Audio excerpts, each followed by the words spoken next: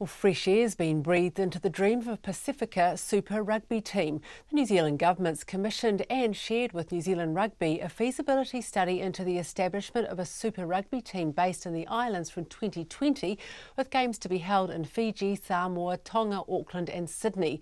Joe Porter went to find out what a team would mean to the Pasifika community and if it would solve Pacific Rugby's problems. Now Lawaki, confronted by Rush, got away from Xavier Rush. Sivigatu's looming. If he gets the pass, he's gone. He has got it, and he is gone. The Pacific Islands really have covered themselves in glory here tonight. The Pacific Islanders took on the All Blacks in Auckland in 2004 and they did cover themselves in glory that night, but that glory was fleeting with the team disbanded in 2008.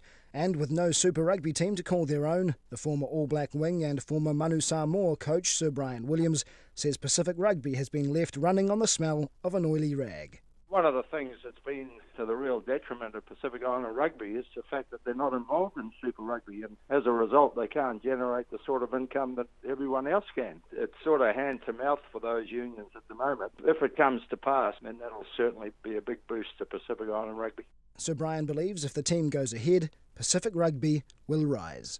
Give the players the right sort of competition week to week and generate the right sort of income that will allow them to compete at the very top level. They get some grants from World Rugby, but not enough to compete at the top level of international rugby. I mean, we've seen the demise of Samoan rugby at the top level. They've gone from 7th in the world to 16th.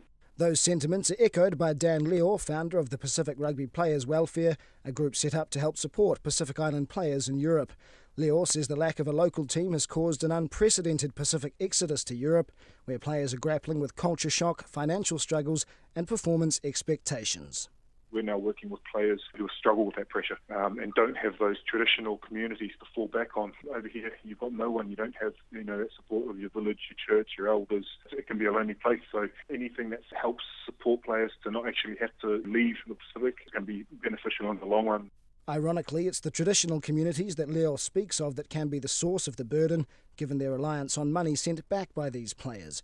He believes a lot of those issues will dissolve if a Pasifika Super Rugby team is created, and Aidan Clark, the CEO of Pacific Rugby Players, formerly the Pacific Island Players Association, agrees. What it provides is more opportunity for the young players coming through, the ability to make a decision on would they like to stay with their families and earn a living in the Pacific, or would they like to go to Europe. At the moment, they don't even have that option. Clark has seen the feasibility study and is involved in the discussions. He's hopeful the team will be up and running by 2020.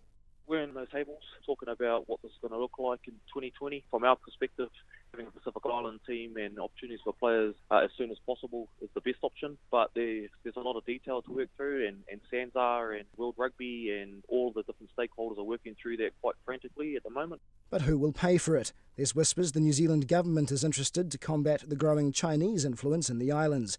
However, RNZ understands the government would play no role in the start-up or running of the team, with private investors needed to make the side a commercial entity that's self-funding and self-sustainable. As yet, no one's publicly put their hand up. Samoan, New Zealander and Super Rugby commentator Ken Laban says his gut feeling is the team will get across the line, but he says getting big-name investors could be problematic. He also believes it would be tough getting the region's top players to relocate their families back to the islands unless a large financial carrot is waved. Considering the contribution the islands have made to global rugby, most agree a Pasifika super team is long overdue. And Leo has a warning for World Rugby: ignore the Pacific Islands and they'll ignore you.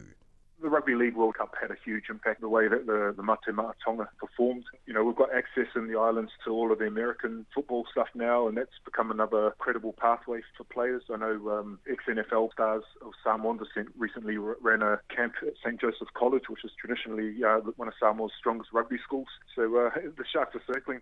The longer the islands are left without a Super Rugby team, the more blood those Sharks will start to smell. Mō te hōtaka o te ahi pōnei, ko Joe Porter aho.